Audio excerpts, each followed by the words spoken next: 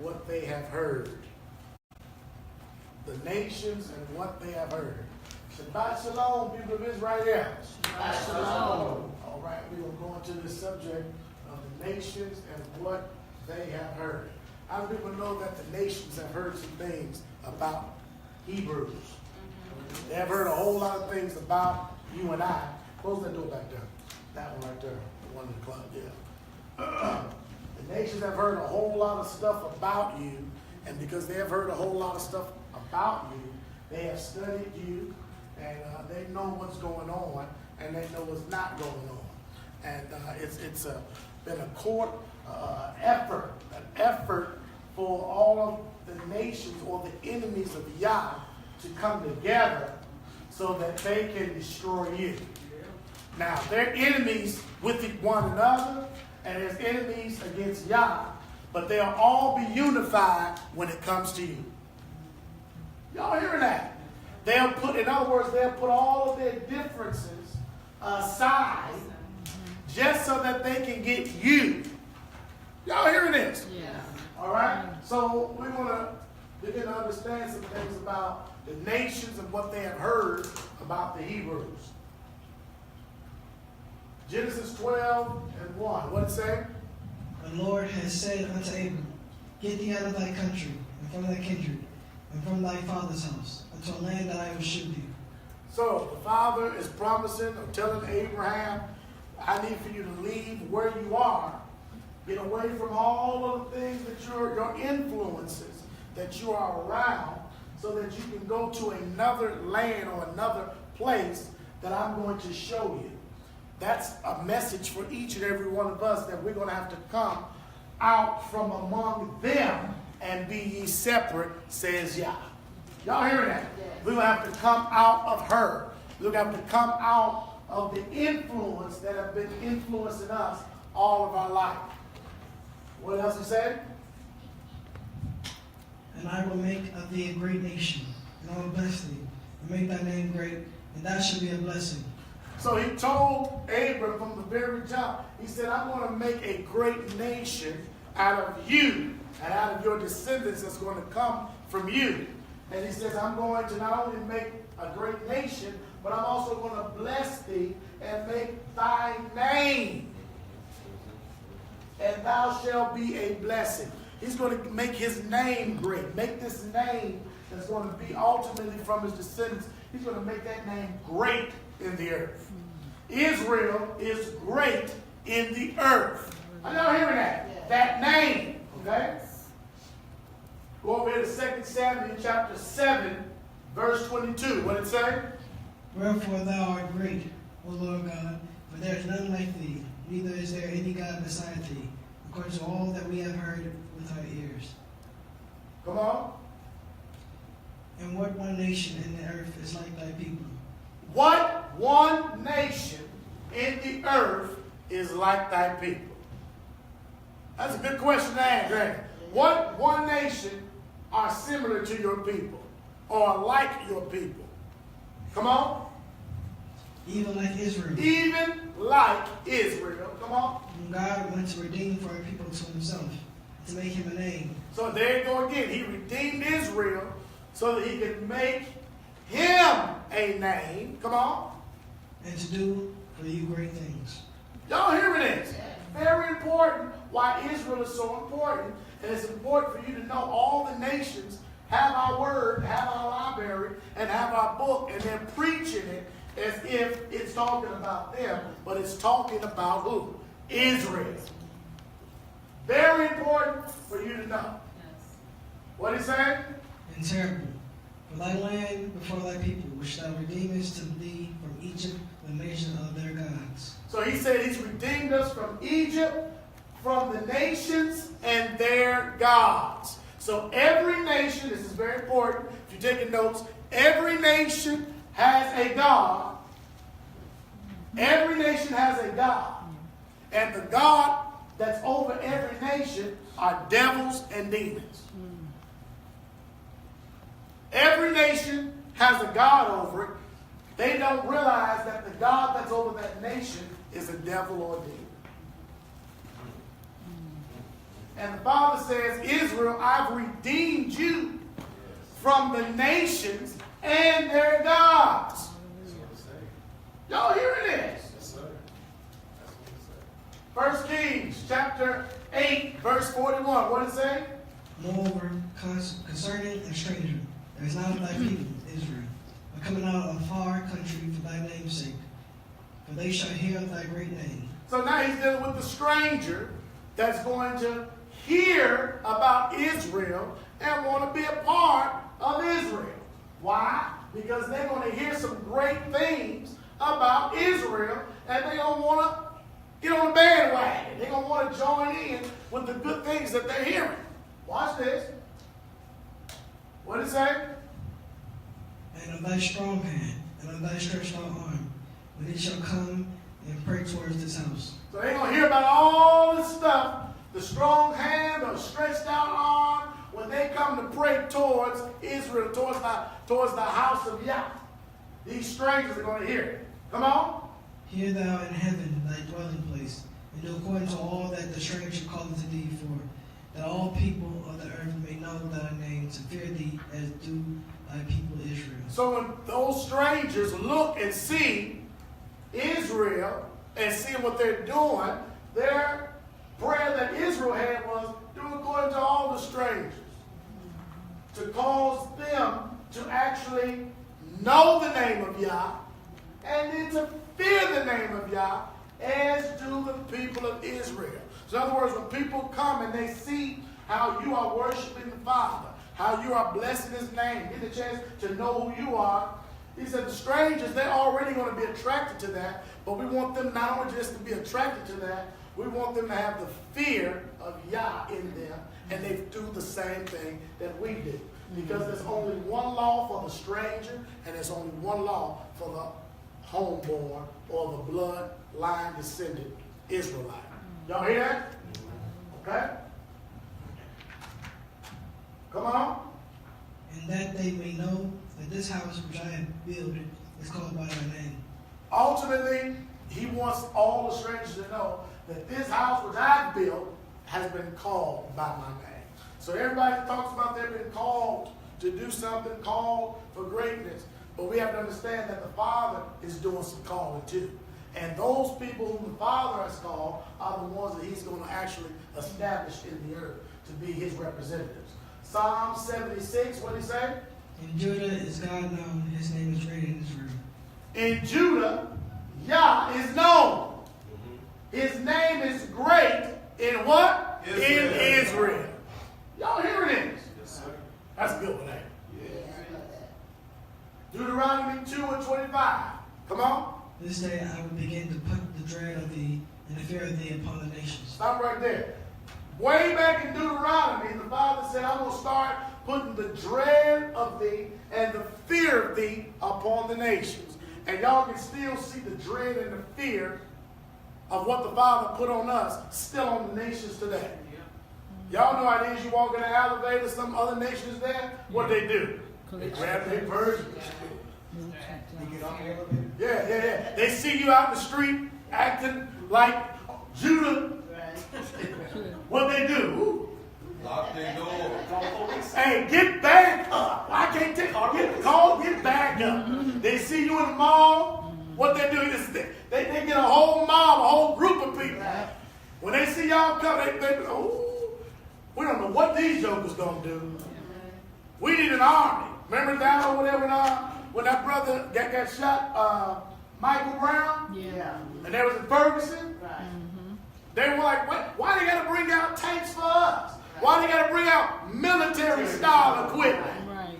It's the reason why is because the fear and the dread of us are upon the nations. They don't know what y'all are capable of doing. So we got to bring out tanks, armed gear, riot gear, because we know something is different about them than it is from us. Y'all hearing that?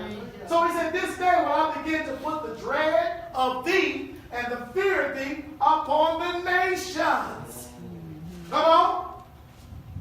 That are under the whole heaven, That are under the whole heaven. Come on. who shall hear the report of thee. They're going to hear all the nations under the whole heaven are going to hear the report of thee. Come on. I shall tremble. And when they hear the report, they're going to start trembling. Come on. And be in anguish because of thee. And they're going to be in anguish because of thee. Y'all need to know who you are. And that's how that movie he just got to talking about ended. Do you know who you are? Remember the boy, the thing came down and that's the first thing he asked. Is this yours? Well, who are you? Do you know who you are? Y'all hearing this? That's why we talk about who are you? Hallelujah. And we know who we are because of the Torah. If you want to keep a people cursed, teach them how to transgress the law. Why is that important? Because they know who you are and they know what it is that you're supposed to be doing, and they know what you're not supposed to be doing too. Almost like, your mother can put you on punishment for something, and your so-called alleged friends come over and say, man, come on out. They ain't in the parking lot. They gone already. Your parents gone. I saw them get in the car, and they gone.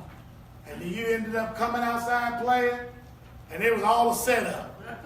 They ain't gone. They go right there. Yo, you in trouble? Ooh, you in trouble now. And now you running back in the house like, but it's too late. Hey, you didn't pass the test, right? Now that's not nothing I would do. Oh, of course not. You heard somebody do that. But if you want to keep a people cursed, teach them how to transgress the law. How many people agree with that? Yes. Hallelujah. The law of Yah.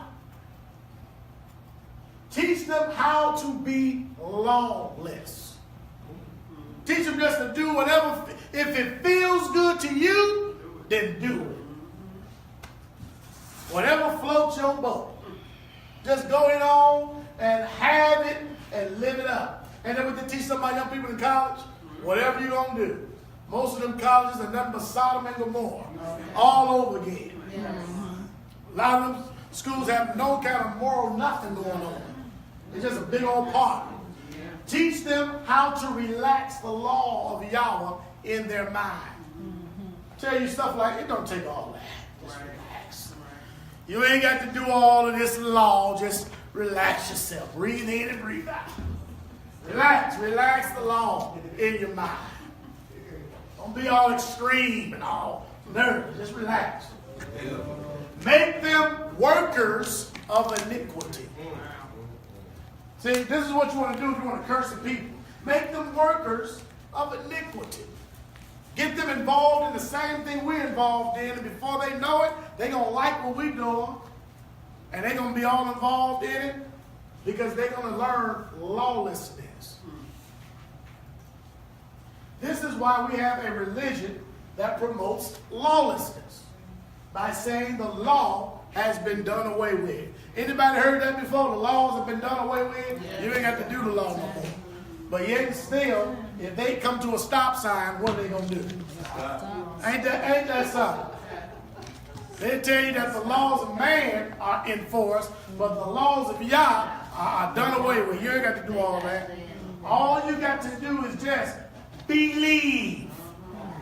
Only believe. Y'all heard the song, right? Only believe. All things are possible if you only in your mind believe. You got to close your eyes and believe. You got to cross your fingers and believe.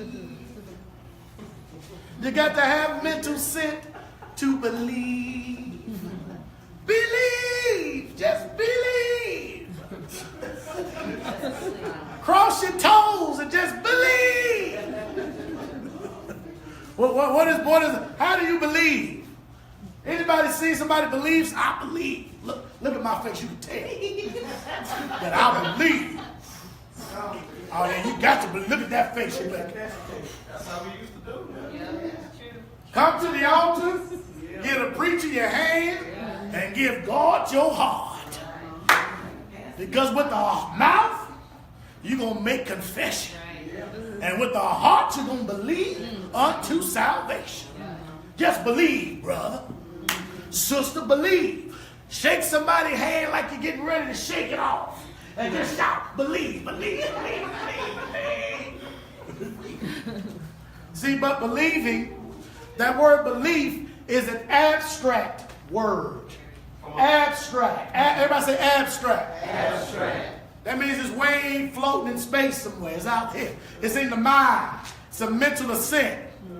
See, the only way I know you truly believe is when I see what you do. Because you can say all day, I believe. Okay, I believe I can fly a plane. Oh, I believe I can fly. I believe I can touch the sky. Or maybe touch this light. Or maybe touch the rim. Or maybe touch something. I can believe all I want. I can tell you, man, I believe I can dunk, brother. Give me the ball. Come on, man. Give me the ball, man. Come on. And everybody run down to the other end of the thing and say, man, we ain't giving you no ball. You cannot dunk. So you can say you believe all you want. But we don't know if you believe. All that's going to be based on what you do. Because faith without works is dead. Well, preacher, I came to the altar and I gave the preacher my hand and I gave the Lord my heart. Well, we can't tell if you gave the Lord your heart because you keep doing the same thing you was doing before. See, they believe I got up out of the seat and I came forward. That's the action showing you I believe. That ain't the action. Anybody can get out of a seat and walk down to the front and say, yeah, by Christian experience. By Christian experience. Yeah, oh, by letter. Right? Y'all hear that? Come on down and give them your heart. Anybody can say they believe in something. But faith without works is dead. And we have to show that we believe by what we do, not by what we say. So this religion has promoted lawlessness and said that the law has been what? Done away with. So if the law has been done away with, if the law has been done away with, truly like they say, if the law has truly been done away with like they say, then I guess there is no more sin. Because wherever there is no law, there is no sin. There's no transgression. Because sin is the what? Transgression of the law. So is there sin or is not sin? It's sin. Because somebody's transgressing the law of Yah. Are y'all hearing that? Yes, sir. Now, look at what the Messiah said. Now, I know you're going to tell me what Paul said. Right. The end of the law is Jesus Christ, right? But let's see what Jesus said. Matthew 5:17. What did he say? Think not. Stop. What did he say? Think not. Everybody shout, think not. Think not. That means hold your roll, homie. Right. Think not. Brace yourself, fool. Right? That's what he's saying. Hey, think it not. Don't think like that. Stop thinking. I know you about to think that I'm about to do something different. But before you start think. Check yourself before you wreck yourself. Those words we heard. Think not. Everybody say think not. Think not. That I have come to destroy the law. He said, don't think like that. Don't think that for one moment that I've come to destroy what Moses or the prophets have done. Because I have not come to destroy anything. I've come to fulfill it. I come to show you how to get it done. I come to demonstrate in front of everybody how to magnify the law and show you how to fulfill it. Yes. This is why we won't let this mind be in us that was also in Christ. Because he had a different mindset. Y'all hearing this? He said, I didn't come to destroy it, but I came to do what? Fulfill it. Well, preacher, Jesus Christ is the only one who can fulfill the law. because you was too wicked to fulfill it. You was too dirty to fulfill it. You wasn't able to do it at all. Right? Y'all heard that before, right? Well, why would the Father give us something so we wouldn't do it? Yeah, right. I mean, just think about it in your own family, in your own natural family. Now, you know the stove is hot, don't you? Yes. All right? You know the stove is hot. Yes. And you know that if you touch the stove while it's hot, what's going to happen? You're going to burn yourself. Now, why would you tell your children that's 2, 3 years old and they walking and up playing and all that, you just go and just play in the kitchen. Leave the stove door down and just say, go ahead on and just have a good time. And they just go on, they doing whatever, they have a good time and get next to the fire. They get next to it, they never get close. They just get next to it. Then all of a sudden they're going to ultimately do what? Touch something or do something that causes them what? To burn. Yeah. See, that's how a lot of us are. We live lawless like that. We get close to the fire without trying to touch it. See how close we can get to this sin without actually falling into it. But you keep playing around with that, eventually you're going to ultimately do what? Fall right on in.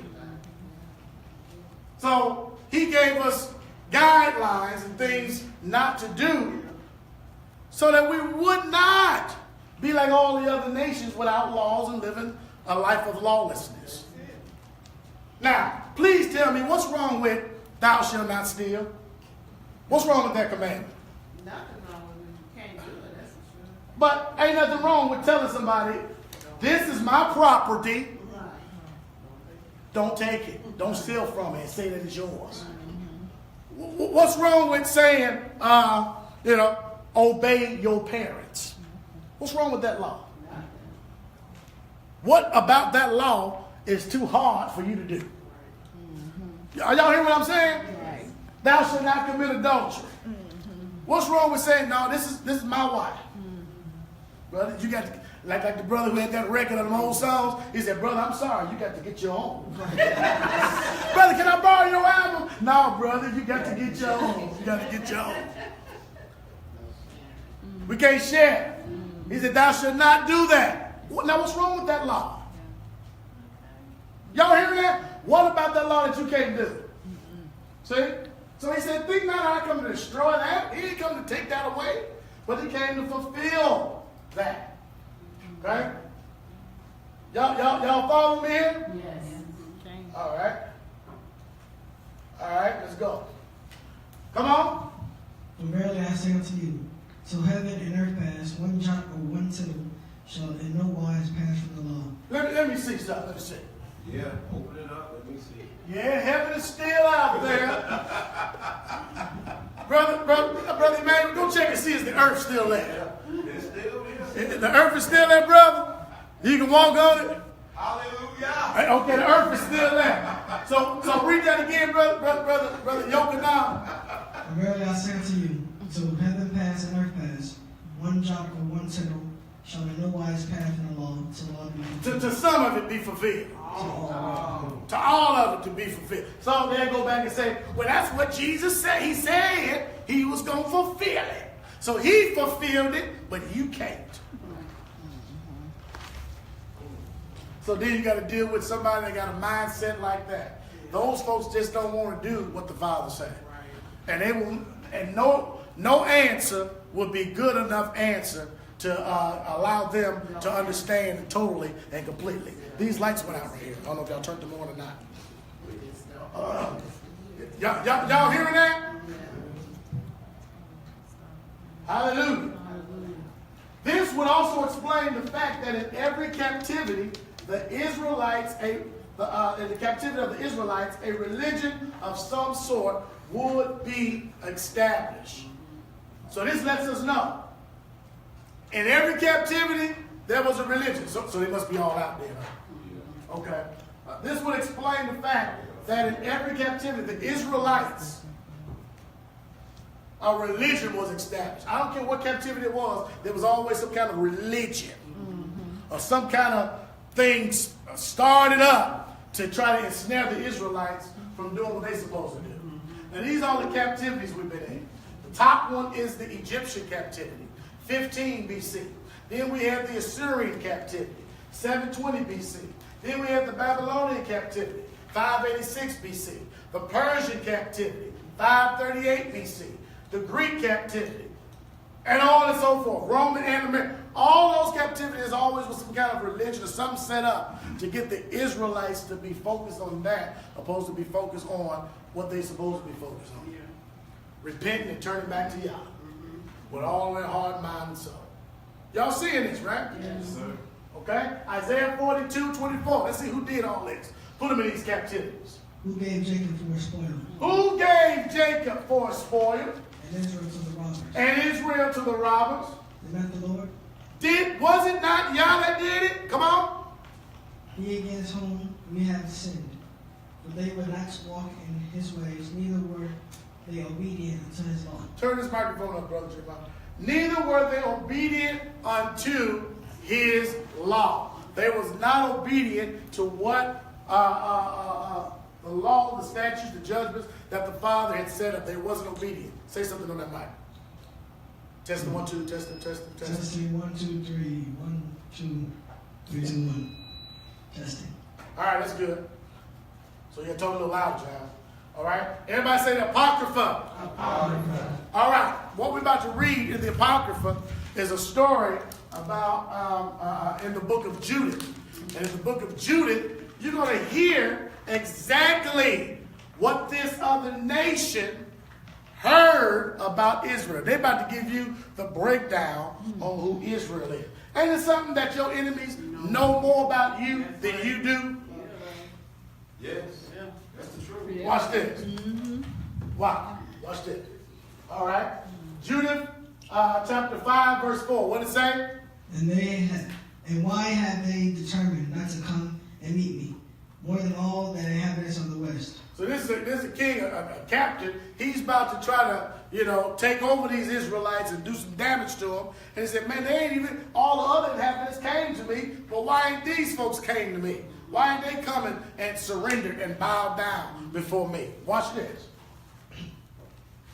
It said, Akir, the captain of all the sons of Ammon, let my Lord now hear a word from the mouth of thy servant, and I will declare unto thee the truth concerning this people. So he's about to declare what? The truth. The truth concerning these people. Come on. Which dwelleth near thee, and inhabiteth the hill countries, and there shall no lie come out of the mouth of thy servant. These people are descendants of the Chaldeans. So first thing that the enemies knew, he knew where these folks came from. Right. They were descendants from the Chaldeans. And what y'all have to understand and know is that there's something called the power to divide. Yeah. When the Europeans came and they conquered different lands, they started naming them what they wanted to name them. They started just changing the names of stuff. Now you'll see Chaldeans, you'll see Mesopotamia, you'll see all these different kingdoms in a region, and they all talk about the same land mass. They talk about the same area. What the world calls now the Middle East, which we know is nothing but the Northeast Africa. And Africa even wasn't the name of it. But because they got the power to define and call a thing what they call it, they'll just change it on you. So that you won't know what's what and what's happening. Like when I got that map, I took a picture of that map. The map, bottom part of the map from 17, I forgot what year that was, 1740 something or 1790 something. They had a place called Negro Land on the map. Right. But when you look at the modern day maps, you won't see nothing that say no Negro Land on it. It'd be called something else. Because they have the power to divide. But one thing we don't understand is that we have the power to define too. And that's why it's so important. Like when Prince was here last week, he was talking about the movie and talking about how he didn't appreciate certain things that was in that movie. And he began to define them. And people got upset with him because he was defining something in a certain way. But that's the way we all can do. We can have the power to define something, if we like it or not. if we want to continue to support it or not. Right. Because we have the power to define. Everybody say, I got the power to define. I got the power to define. In other words, you can change something around and make something be what you call it. That's what Adam did. Remember they brought all the animals to Adam and he named them what they're supposed to be. And they became that. That's the same power that the Father has given each and every one of us. Hallelujah. We keep defining things like the people who have brought us into captivity defined it. And therefore, we can't never rise above that because we're using the same terms, same terminology, same language, and thinking from the same playbook. And they're 2 or 3 or 4 or 5 steps ahead of us. Y'all hearing this? All right? So he's about to say, I'm going to tell you where these people come from. I'm going to tell you all about it. Because all the nations have studied us. But guess what we haven't done? Studied them. Y'all hearing this? So we can't come up with a strategy because we ain't did no study. Come on. And they sojourned heretofore in Mesopotamia, because they would not follow the gods of their fathers, which were in the land of Chaldea. So they understood that they would not follow the gods that was in the land of their fathers. That they had to leave out of that land. Remember we just read about Abraham. He told Abraham to do what? Go to another country, come out from away from your kindreds and all these folks, because I'm going to show you another place, another land that I'm going to show you to go to, and there you're going to serve the true and living Yah. And he's the one that's going to bless you and do great things for you and through you. So these people, all the way in the Apocrypha, they understood that these people are from Mesopotamia and they would not follow these gods of the land. Watch this. For they left the way of their ancestors. For they left the way of their ancestors. You mean to tell me we got to leave off from Christmas and Easter and Sunday? Because isn't that the way of our ancestors over in America? Yes. See, what we want to do is try to keep all of that and then at the same time worship Yah. And Yah ain't going to have mixture. He ain't going to have you mixing in paganism with what he's doing. And it's a hard thing for people to understand when you start talking about paganism, when you start talking about that's idolatry, what you're doing. That's not what the book say. Because I can talk about birthdays right now. And y'all be like, I ain't never saw it in the Bible ever until you start talking about it. I can go and teach you about birth. All that's pagan. Everything that we do in this culture that we've learned is all paganism. Yes, but yet and still, it's hard for us to break those traditions. Because tradition is like a drug. Y'all hearing this? So, these people crossed over. They left the way of their ancestors. And when you leave something, you're crossing over. You're going to the next place in Yah. Y'all hearing this? I ain't got nobody saying. I guess nobody hearing then. Y'all hear this? Yes. All right, come on. And worship the God of the heaven. So they worship the Elohim of the heaven. Come on. The God whom they knew. So they cast them out of the face of their gods, and they fled to Mesopotamia and sojourned there many days. So they're giving them the history of the Israelites. And these are not Israelites giving them the history. This is another nation. The nation that said, why won't these people come down to me? So somebody on their team has know who these people are, and he's giving them the information. Okay, come on. And their God commanded them to depart from the place where they sojourned, and to go to the land of Canaan, where they dwelt and were increased with gold and silver, and with very much cattle. Somebody has read their story and know and been following them, right? Like, man, these people, boy, they left the land, went to Canaan.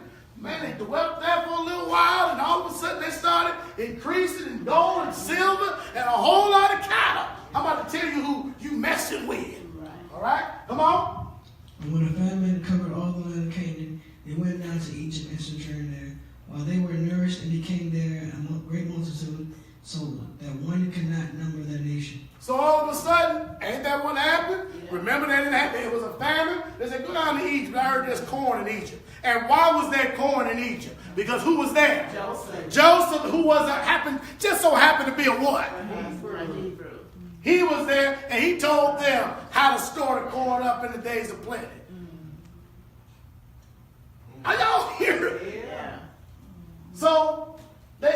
nourished, they became a great multitude. When you go to the first chapter of Exodus, you can clearly read it. They became mightier, and they were stronger and mightier than the Egyptians, so they decided to deal with them what? Wisely. He said nobody could number their nation. Come on.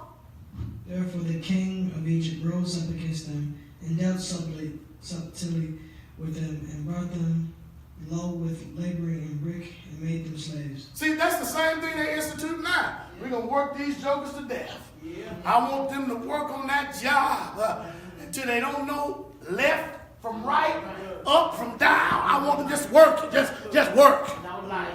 Just have them working. No family life. Yes, 6 days a week, 1 day of rest, and it ain't going to be the Sabbath day. You can rest on the day that I God. You know, because Sunday is the Lord's day. Ain't it? Just what Lord are you talking about, though? Y'all hear what I'm saying? Brought them low with laboring in bricks and made them slaves. And we come on slaves on ships. And we've been working ever since. And every time it seems like we get a little bit of coming out or coming up, boy, something to hit us to bring us, take us 10 times backwards. What's that song, Good Times? Ain't a good time song. Every time you get up, temporary laid off, good times. Suffering and survive, good times.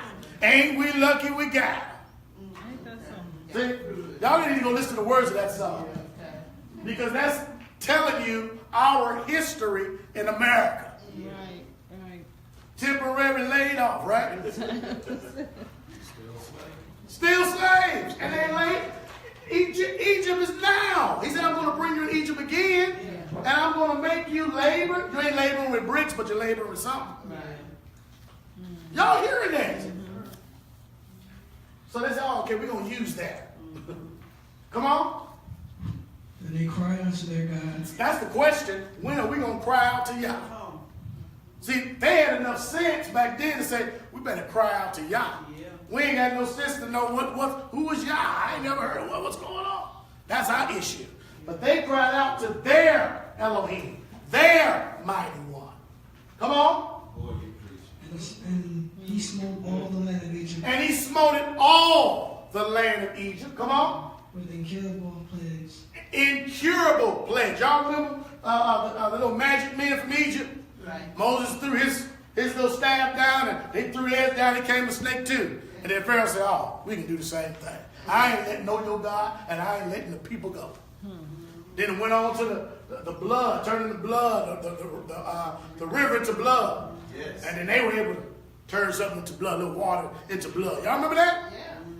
Huh? And then what did it go to? Went to the frogs. And then they were able to make a couple frogs. Now, they were able to duplicate some of those plagues, but they couldn't stop none of them. Because the devil got a line that he can't cross. Y'all hearing this? They couldn't stop none of them. They were able to duplicate them up to a point, and then it got to a point where they weren't able to do nothing else but just say, whoever these Hebrews are, their God is Yah. He is the king of heaven. He is the ruler of the earth. Because we can't duplicate what they're doing. What did it say? Incurable diseases, they couldn't heal them. So the Egyptians cast them out of their sight. So the Egyptians cast the Israelites out of their sight. And God dried the Red Sea before them. Dried up the Red Sea before them. Come on. And brought them to the Mount Sinai. And Caves, Barn, and Caspar, all that dwelt in the wilderness. Everybody, all the lands and nations that was in the wilderness, he cast them forth, cast them out, got them all for them, so that they could have a place right there in the wilderness to serve and worship the Father.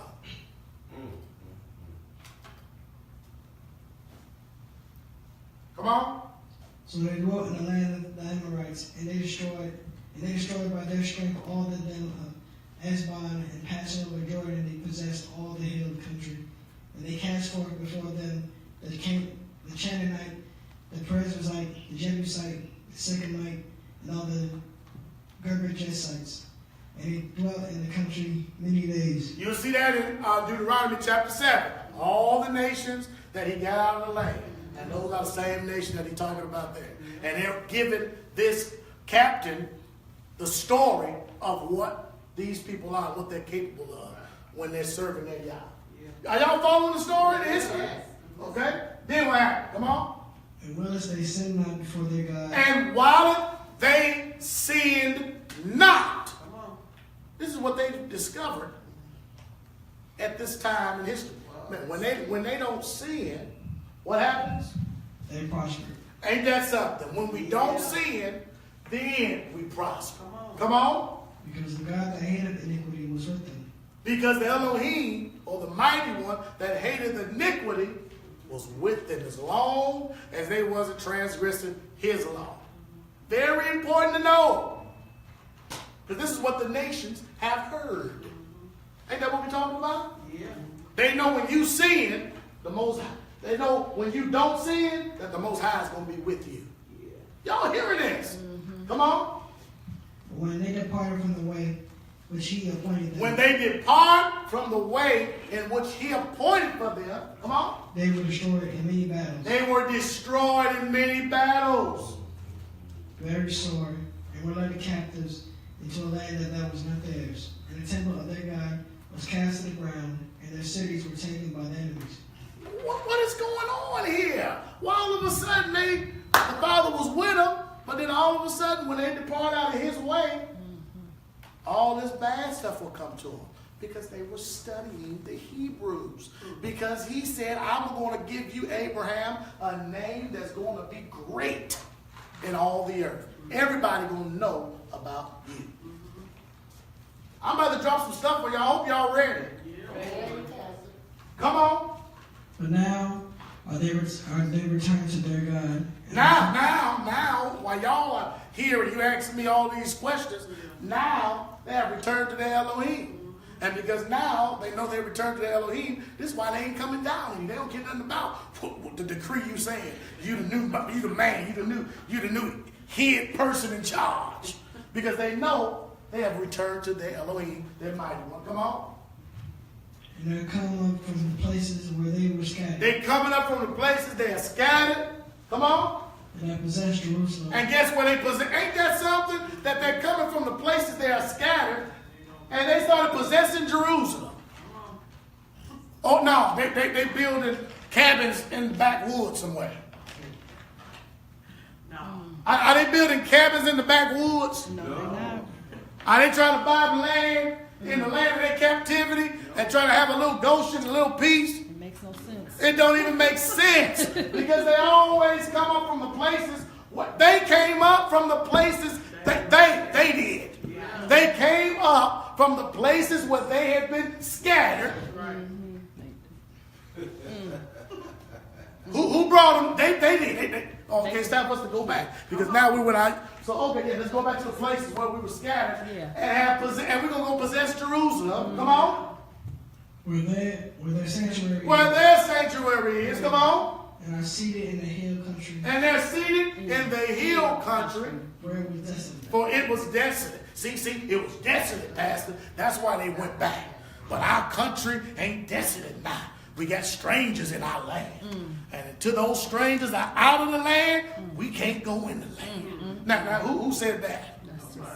Is that what the book said? No. Come on. Therefore, my Lord and Governor, if there be any error against this people, and they sin against their God. Now look at what they know. Right. If there be any error against this people, come on. And they sin against their God. If they sin against their Elohim, if there's error in them, and they sin against their mighty one, come on. Let us consider that this shall be their ruin. This is the only thing that's going to ruin the Israelites. If they err and if they sin against the Elohim. So what's really, is it the white man? No. See, this makes you look at it differently now. You got to take responsibility. It ain't nobody's fault. Everybody say it's nobody's fault but mine. It's nobody's fault but mine. See, our forefathers were the one that transgressed the law, statutes, and judgments. And we are still paying for their sins, transgressions today. He said that's going to be their ruin. That's going to be their ruin because they sinned against their Elohim. Can't blame nobody else for transgression, for slavery, but ourselves. Because we sinned against the Most High. Our forefathers did. And that became our ruin. Come on. And let us go up, and we shall overcome them. So they said if they got errors in them and they sin, then man, let's go up right now at once because we will overcome them because their Elohim is not with them. So what makes us different than all the nations of the earth is because we have a mighty one that will fight on our behalf. And he will take care of anybody that's coming against us. Because greater is he that's in us than he that is in the what? World. Israelites knew that and they understood that Yah was in them. Hallelujah. Y'all hearing this? That he was the one going to give them victory. It didn't matter what. Over everything that came up against them, he was the one that was going to give them the victory. But if they were in error, he would turn them over to the hands of their enemies. Y'all hearing this?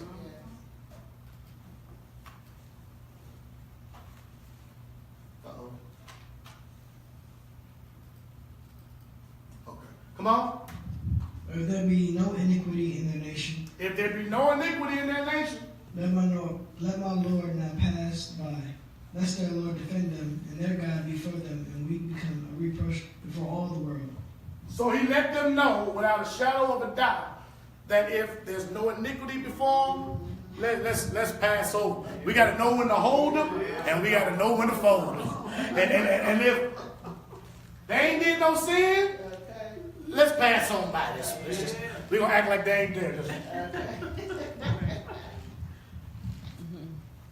Because we're about to get ready.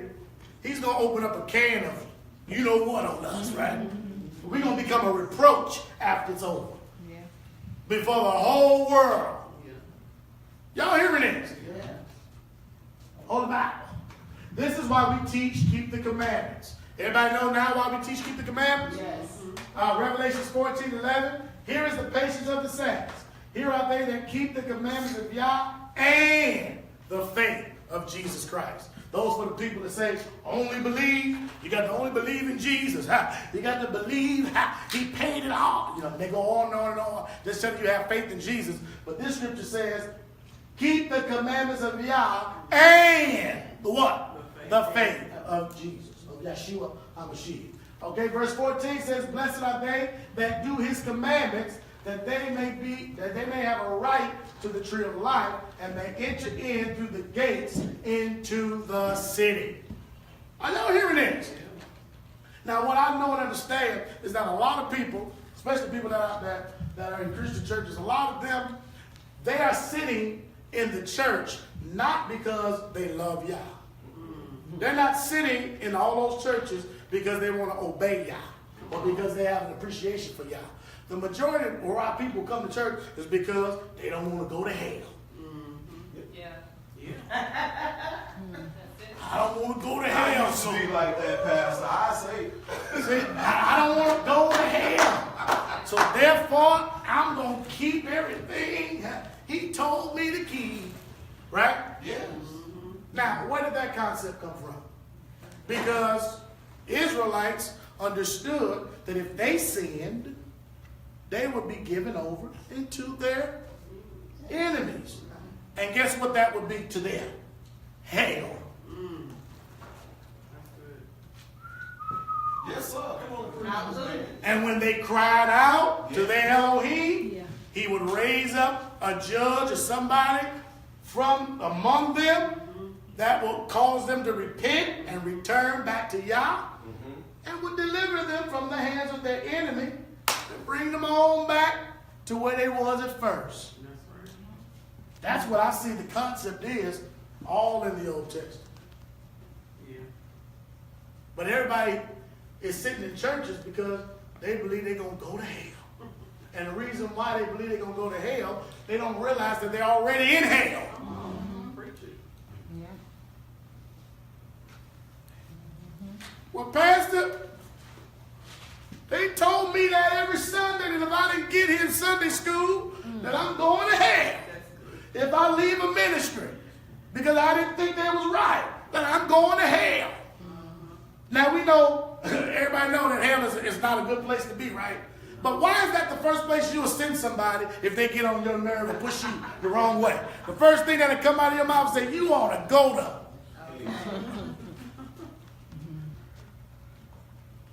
We got a church full of people that are only here because they're scared to go to hell, but nobody's here because they love Yah with all their heart, mind, and soul.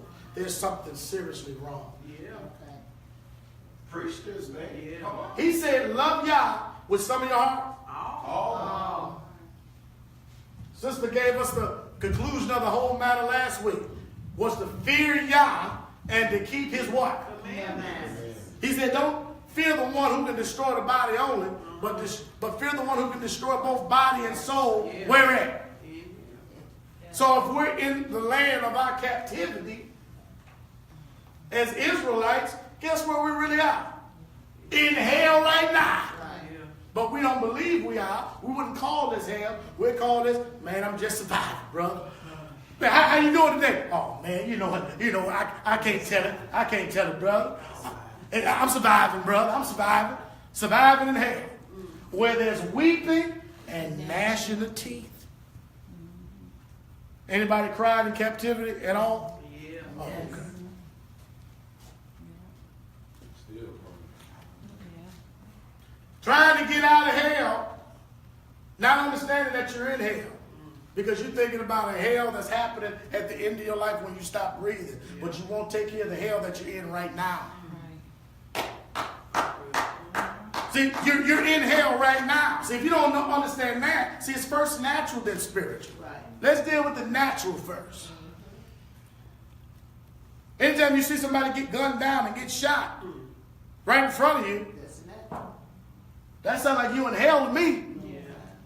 Y'all hearing this? Yeah. See, and sometimes our minds, some people have more affection and more allegiance to Satan than they do have allegiance and affection for Yah. Yeah. Okay, preach, Pastor. So if I'm talking about hell on earth, people will get upset with me and say, no, there's a literal burning hell, brother. Let's talk about the literal burn. And they'll talk more about that than they would the kingdom of Yah. Wow. Are y'all hearing this? Yes. So who are they really loyal to? Y'all hearing it? Right here it says, here is the patience of the saints, they that keep the commandments of Yah and the faith of Yeshua. Blessed are they that do his commandments, that they may have a right to the tree of life and may enter in through the gates into the city. Hallelujah. And this city is going to be where at? Right. Where's it going to be at? Where the city going to be? Here. On the earth. Everybody say on the earth. On the earth. See, our minds are so focused on the hereafter that our mind is not on what's going on right here now. On the earth. On the earth. And what happens is you're missing out on your life right here. Right. You're letting opportunities pass you by right here because you done messed up your body. And now you say, you know what? I'm going to believe. I can't wait to be with Jesus because he's going to give me a new body. Well, why would he give you a new body if he didn't take care of the body you had on earth? Okay. Y'all know I'm telling the truth. Oh, he gonna give me some new eyes. Woo, he gonna give me a new liver. But you didn't drink yourself. Every opportunity, you drank the hardest liquor you. Right. Now you're dying because your liver is corroded, and you say, well, he gonna give me a new one anyway. This is a new, and that's how people think. Yeah. Oh, I'm gonna get a new one anyway, so I might as well go in on and just wear this one out. That's up. It's okay to mess up. And if this is a test, if this is what they call the Bible, basic instructions before leaving earth. And he looks at you when you get on the other side and say, oh, well, you didn't do a good job. You got to go do that whole thing again. Repeat. Make them do the test over again. I'm being facetious, but y'all can understand what I'm talking about. People think that. They believe they're going to get another opportunity or another try. That's not So so. it's appointed unto man once to die, and after that, the judgment. Yes, that's it. And there's only one judge. Y'all hearing that? All right. Let's go into the book of Jubilees, because I'm building up to a point. Building up to a point. Jubilees chapter 15, verse 29. The book of Jubilees is considered the little Genesis because it records what Moses saw and heard, the conversation that was going on when Moses went up to the mountain for 40 days and for 40 nights. So the book of Jubilees is recording what happened in that period of time. All right? Showing you how Moses came up with wrote the first 5 books of the Bible based on the things that he saw. And he talked about an angel actually writing these things down for Moses in the book of Jubilees. Okay? Because how could Moses truly know the first man or the man on the earth and the better sheep and know how he created all these things if Moses wasn't there? Okay? So that's what the book of Jubilees deals with. They call it the little Genesis. So in chapter 15, verse 29 of the book of Jubilees, let's see what he said. For the command is ordained for a covenant. For the command is ordained for a covenant. So when the Father gives us commandments, it's ordained for a covenant where you have what you're supposed to do and he's going to do what he has to do. So when you have a command, it's ordained for a covenant. It's an agreement that 2 parties are going into. Are y'all hearing that? So the covenant or the command is ordained for a covenant. Come on. And they shall observe it. That they shall observe it. 30. No, not 30. That's the number. Wait a minute. You did at 29, so you're not at 30. So don't read the numbers. All right, come on. Forever among all the children of Israel. Forever among the children of Israel. So the commandment was ordained for a covenant so that the children of Israel can observe it forever. Come on. For Ishmael and all his sons, his brothers, and Esau, the Lord did not cause to approach him. So Ishmael and Esau, and Ishmael and his sons and his brothers, and same thing with Esau, Yahweh did not cause them to approach him. Why? And he chose them not. And he chose Ishmael and Esau not. What? Because they are the children of Abraham. He didn't choose them not because they were the children of Abraham, but this is why he didn't choose them. Because he knew them. Because he knew them. He didn't choose them just because they were Abraham's children. He said he chose them not because he knew them. Come on. But he chose Israel to be his people. But he chose Israel to be his people. And we know that Isaac was the son of the promise. But in Islam, they'll tell you Ishmael was the chosen one. And Abraham really took Ishmael up to the mountain to sacrifice him. So now their book is just written with Ishmael being the one that Abraham took up to sacrifice. All right, y'all hearing this? Okay? All right, read. And he sanctified it. He gathered it from the amongst all the children of men. But there are many. And he sanctified it. When he decided to choose Israel, he sanctified it. Set it apart. Come on. For there are many nations and many people. There are many nations, because we always were, well, what about all the other people, Pastor, that ain't Israel? He said there are many nations and there are many people. And what he said? And are all his. And they are all his. Come on. And over all hath he placed spirits in authority to lead them astray from him. And he has placed spirits in authority to lead them astray from him. Ooh-wee. So all these people and all these nations, we have to know Yahweh has put spirits in authority over these nations and over these people to lead them away from Yahweh. So if I'm an Israelite whom he has chosen, I'm supposed to be coming to Yahweh. Right. Right. But if I'm following the other nations, Yeah. I'm automatically doing what? Being led away from Yahweh. From him. So there's a coming to, and then there is a leading away. So this is why he's telling Israel, don't do what the other nations do, because all nations worship other gods. They don't realize that the gods that they worship are devils and demons. Because he's put these spirits over in authority. And then there's another place, I don't know if it's the book of Joshua or this book, where it talks about the watchers who fell from heaven. And he told them, he said, man, you can't kill all of us, because if you kill all of us, we won't be able to do our work on the earth. And he was begging and pleading with Yahweh, or with one of the angels that were in heaven. And he allowed some devils and demons to stay in place on the earth, so that they could help with leading men and women away from Yahweh. Y'all hearing this? This is deep. So there's two kingdoms operating. There's a kingdom of darkness that's operating, and then there's a kingdom of light that's operating. That's right. And both of these natures can be in you. Wow. Y'all know if somebody can come in church and shout and dance and run and cry, speak in tongues, and then leave out and start cussing and act like the world for the rest of the week. Y'all know there's two kingdoms operating. Yeah. Something is going on that ain't right. Well, one day you can be happy as can be, and next minute you can be upset. Right. Something's going on, more than what you can see. Okay? Yeah. Come on, look at this. Over Israel, he did not appoint any angel or spirit. See, over Israel, he didn't appoint any angel or spirit. Why? For he alone is their ruler. For he alone is their ruler. Come on. And he will preserve them And he will preserve Israel.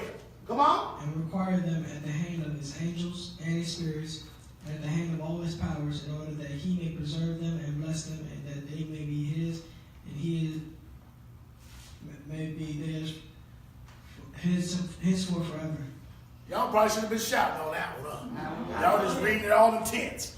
Y'all supposed to shout when he says, he will preserve them and require them at the hand of his angels and his spirits, and at the hand of all his powers, in order that he may preserve them and bless them, and that they may be his and he may be theirs from henceforth forever. Woo-wee! Hallelujah. That's what he did for Israel. But I guess y'all want to be African American, where the spirits are leading everybody astray, right? Look here. Oh, that's what you're supposed to praise y'all. There you go. I forgot to put the sign up. That's where you praise. That's where you put. I got to put that up. Probably do a praise and worship too. This is where you praising me right here. Right. Y'all need cues. What's my cues? All right. Now, I'm almost finished. This here is a writing by a man by the name of Oscar Goldberg. Okay? It is called, this is the title of it. Y'all ready to listen to the title? The Coming of Black People from America to the Holy Land is a signal, the vanguard of the Messianic era. So what he just said was, when you start seeing people that look like you and me start going back, talking about go to the Holy Land, it should have been Holy Lands. Because the Father promised Abraham from the Nile River in Egypt all the way to the Euphrates. And in between those two places are about 20-something countries. 20-something countries are in between that space. So he says, when the coming of black people from America to the Holy Land, should be Holy Lands, will signal the vanguard of the Messianic era. This is Oscar Goldberg, and he wrote this in 1925. Oscar Goldberg, He was a scholar and an author, and he was born in Berlin. Remember, we're talking about what the other nations know. Right. What they know, what they heard Yeah. about these Hebrews.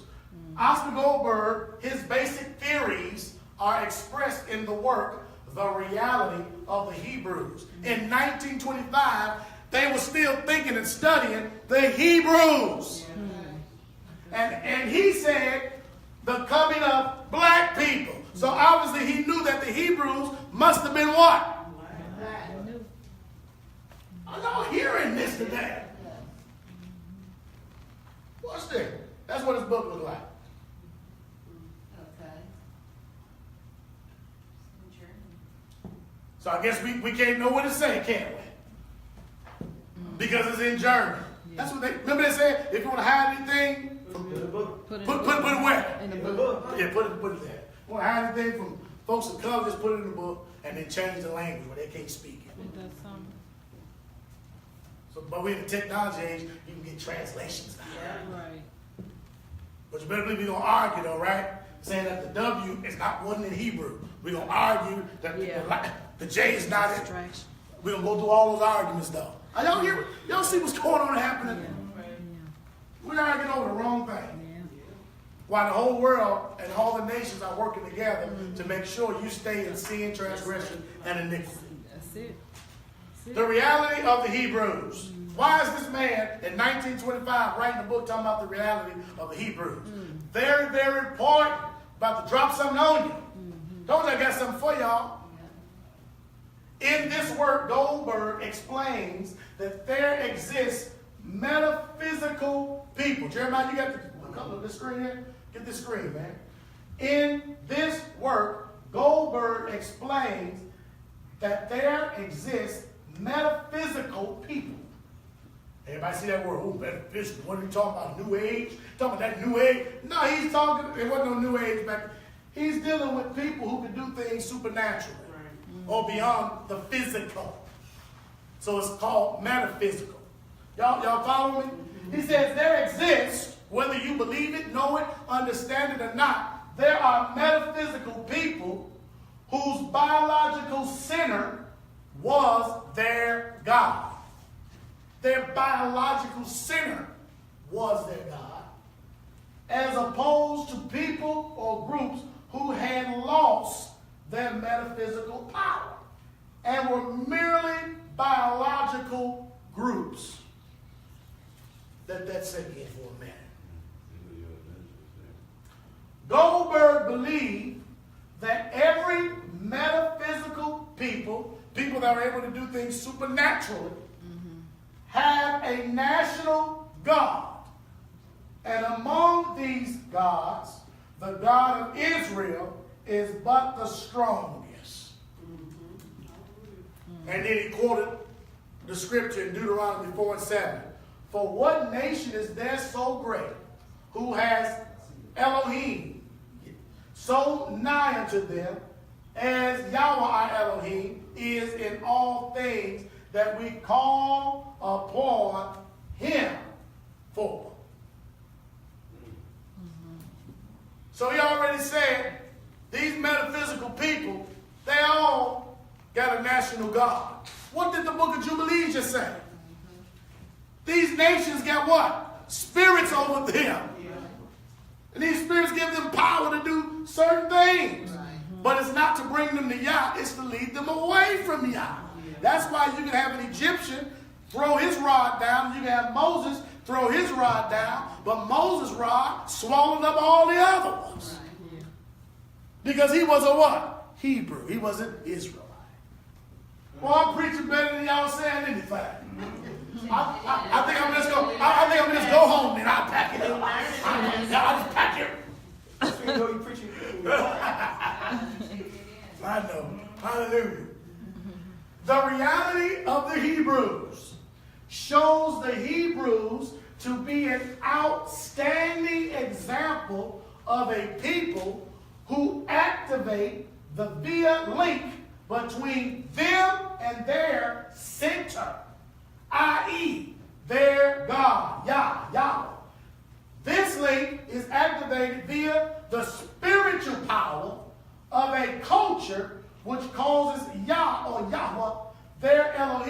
dwell within their midst. Hallelujah. Yes, yes. Hey! Hallelujah. Oh, we saw it.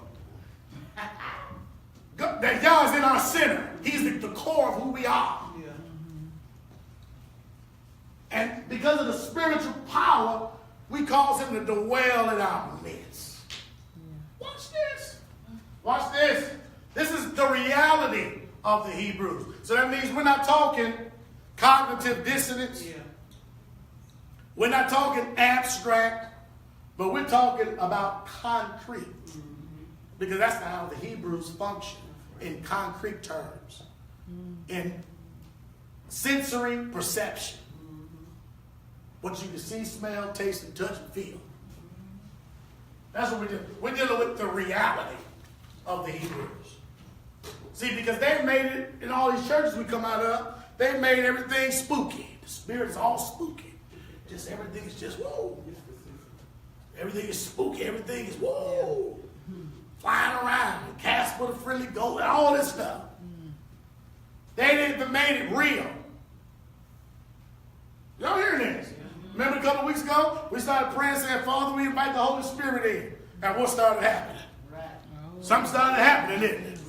Did he come in? Yes.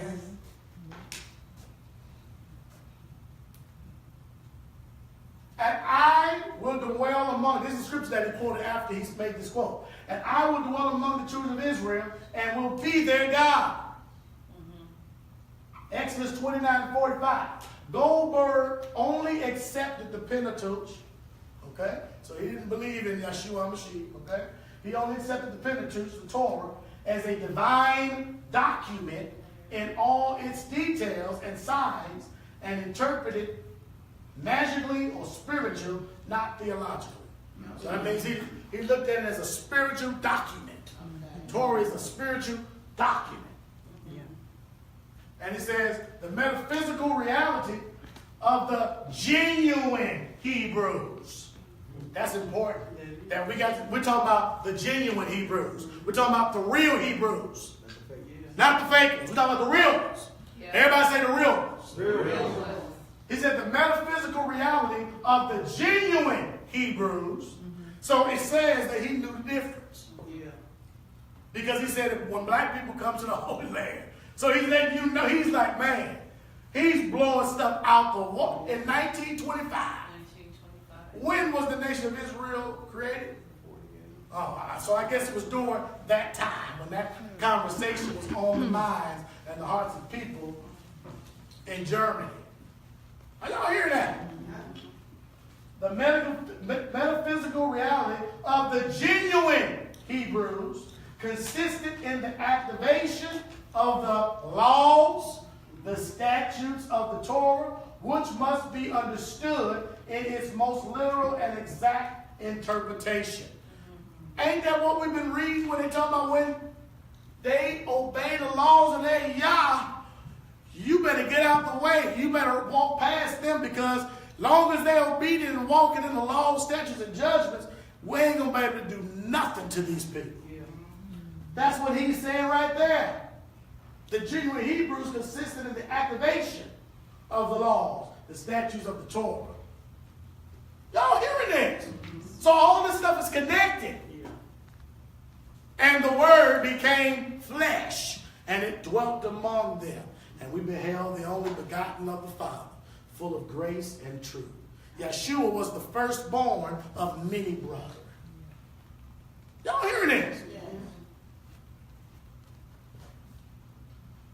This is an excerpt, so y'all got that. Y'all got Goldberg, right?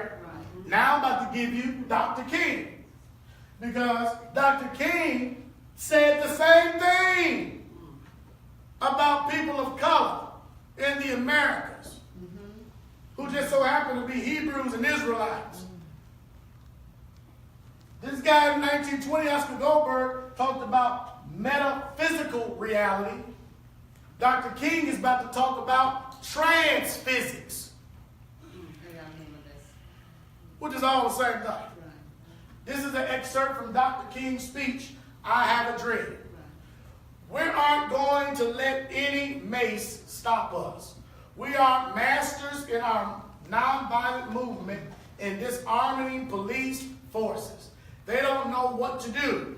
I've seen them so often. I remember in Birmingham, Alabama, when we were in that majestic struggle there. We would move out of the 16th Street Baptist Church day after day. By the hundreds, we moved out. And Bull Connor would tell them to send the dogs forward. And they did come, but we just went before the dogs singing. Ain't gonna let nobody turn me around, turn me around, turn me around. Well, I know some other people that used to go on the battlefield and used to sing, for Yahweh is good and his mercy will endure forever. Right. Yes. Those were Hebrews, by the way. Those were Israelites. They used to go out on the battlefield and the singers went first. Yeah. The singers went first. So I guess I'm in a dangerous position, being a singer. But I got to go first. And I got to sing, for Yahweh is good and his mercy endures forever. So they're doing the same thing to dogs. Singing that song. Watch this. But Bull Connor next would say, turn them fire hoses on. And as I said to you the other night, Bull Connor didn't know history. He knew a kind of physics that somehow didn't relate to the trans physics that we know about. Trans physics, a metaphysics, something supernatural power that we have on the inside of us that we just ain't learned how to release yet. And that was the fact that there was a certain kind of fire that no water could put out. So in other words, they were the ones that had some fire on the inside of them. And if they're going to shoot water hoses at them, that still wasn't going to put out the fire. Because Jeremiah did say his word is like what? Fire shut up in my bones. I wish somebody would help me out here. Come on, that's our ancient people. And he's saying the same thing. There's a fire that's in me that no water on earth can put out. I wonder, is that fire in you? Oh, y'all must be lukewarm. He said if you're lukewarm, he's going to do what to you? But when you're on fire, you just on fire. And you don't care who sees you. He says, and we went before the fire hoses, we had known water.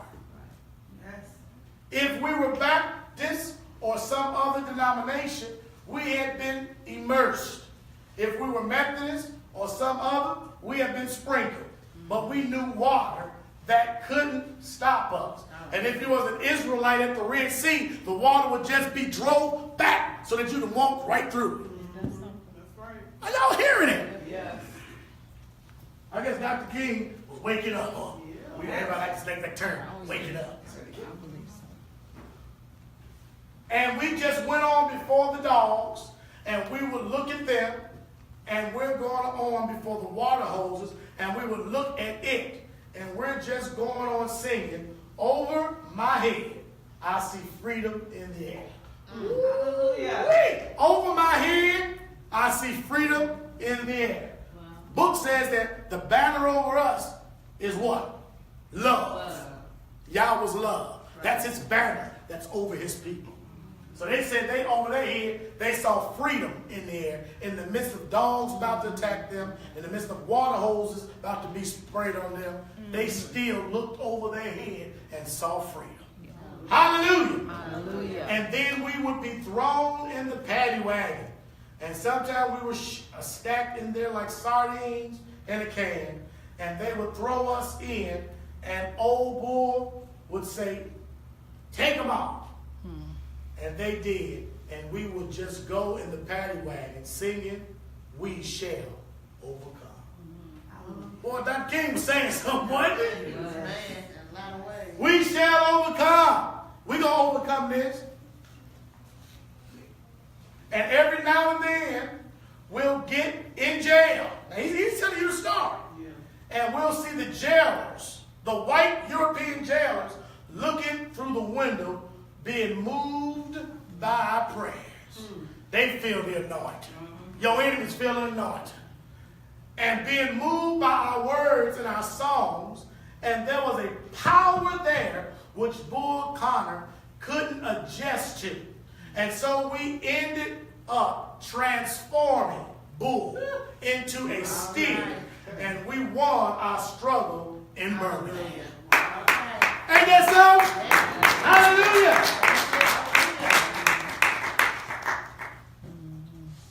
That's what we're going to do. We're going to overcome. We overcome by the blood of the Lamb and by the words of our testimony, and not by loving our life even unto the death. That's right. Lamentations 2:9. Come on. Her gates are sunk into the ground. He hath destroyed and broken her bars. Her king and her princes are among the Gentiles. The law is no more. Her prophets also find no vision from the Lord. So this is letting you know that the king and the princes are among the Gentiles. And because we're under the Gentiles, the law is no more. That's why they say the law's been done away with. And the prophets can't even see a vision, a true vision from Yah, because they have put away the law. Book of Jubilees, and we're closing out with this one. Y'all ready? Have y'all learned something so far? Yes. Have y'all been inspired? Yes. Yes. Educated. Have y'all wanted to repent? Yes. Have I turned you away from your sin? Yes. All right, here we go. Book of Jubilees, and we're closing out with this. Book of Jubilees, chapter 1, verse 8 through 27. Come on, read.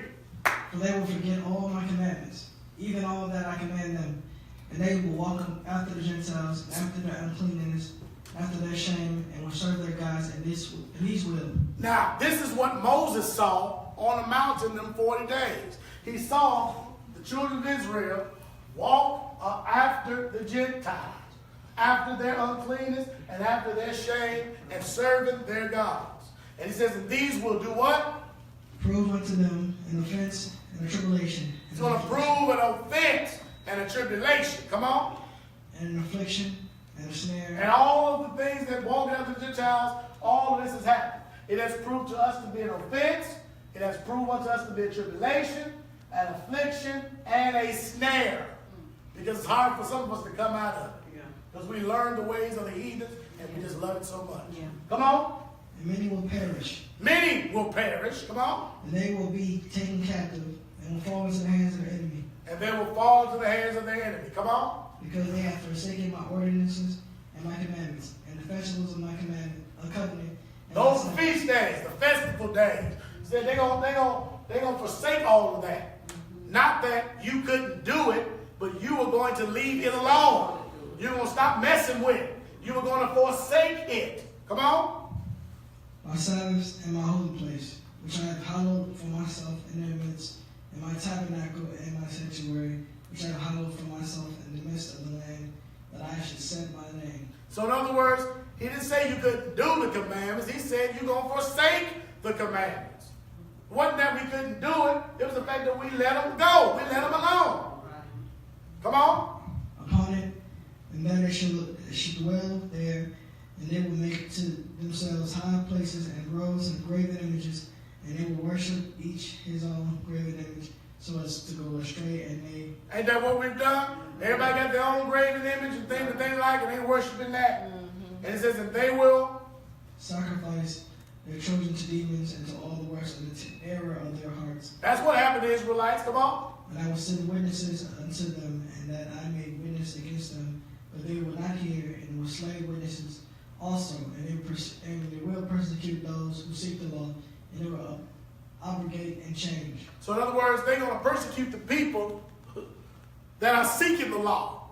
They're going to tell you crazy. Right. You over there talking about keeping the law? They said you're going to be the one persecuted. The ones that are seeking the law are going to be persecuted. He said, I'm going to send witnesses. I'm going to raise up people to tell them about the law. Return back to it. He said, but they won't even hear the witnesses. They're going to want to kill the witnesses. Can't y'all see that happening again? Come on. Everything so as to work evil before my eyes, and I will hide my face from them. That's why we don't see the Father.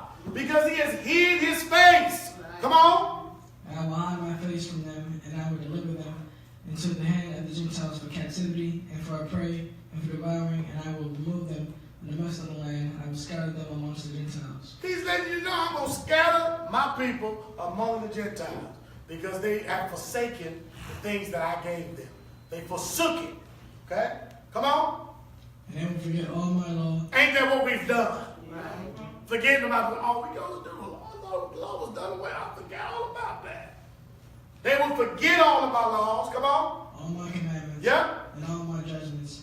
And will go astray as to new moons and Sabbaths and festivals and jubilees and ordinances. They'll start doing something else totally contrary to what I gave them.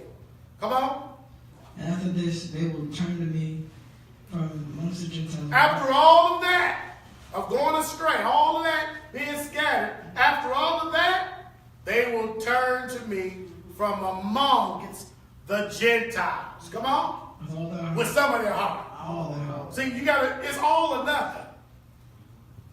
They will turn to me among the Gentiles with all of their heart, come on. With all their soul. With all their soul. With all their strength. With all their strength. And I will gather them up from amongst the And Gentiles. I'm going to gather them from among the Gentiles, come on. And they will seek me. And they will seek me, come on. So that I shall be found of them when they seek me with all their heart, with all their soul. So it's all or nothing. You got to do it with all your heart and all your soul. Come on. And I will disclose to them abounding peace with righteousness. Ain't that what Brother Tyrone said today? He said, man, I got a peace in me. I can't even explain it. Like that.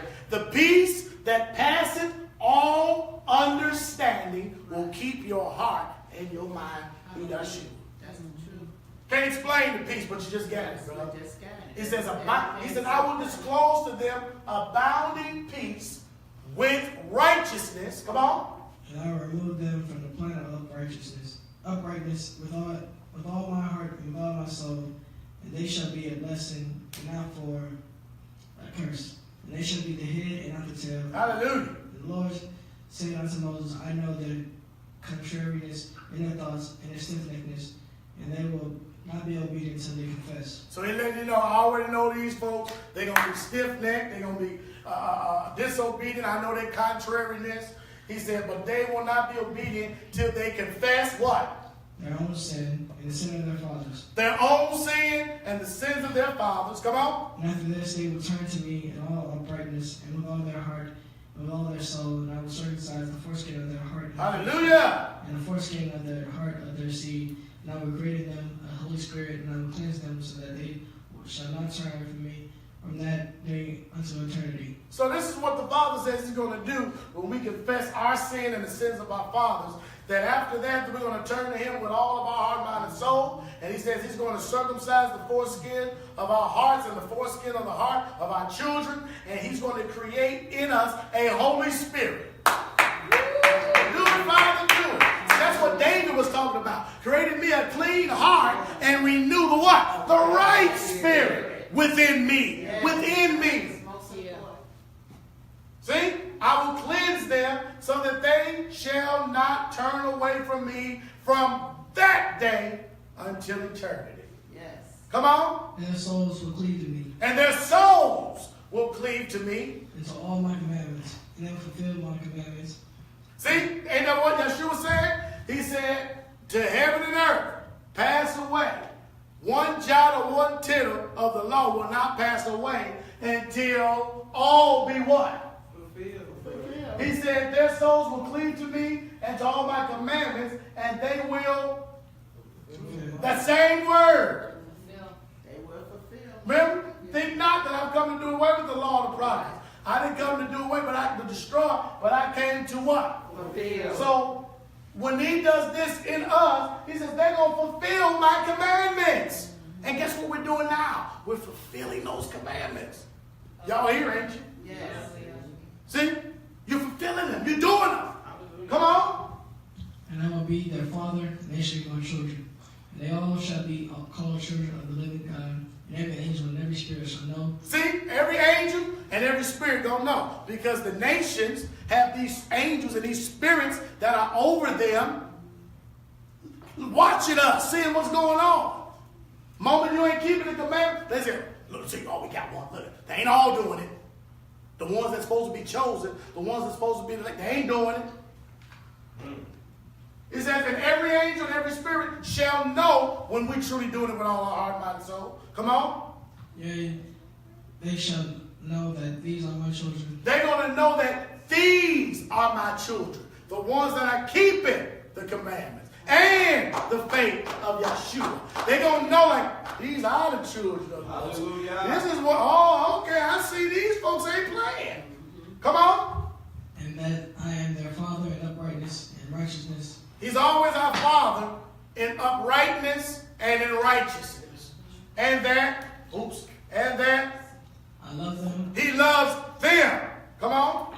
And do thou write down for thyself all these words which I declare unto thee on this mountain, the first and the last, which shall come to pass in all the divisions of the days, the law and in the testimony, and in the weeks and jubilees into eternity, and I will descend and dwell with them throughout eternity. Well, I don't know about y'all, but I feel like praising. Isaiah 55:11 says, so shall my word be that goes forth out of my mouth. He says he's going to descend and dwell with us for all eternity. So shall my word be that goes forth out of my mouth. It shall not return unto me void, but it shall accomplish that which I please, and it shall prosper in the thing whereto it is, or whereto I sent it. Hallelujah! Hallelujah. Did y'all get a word from the Father today?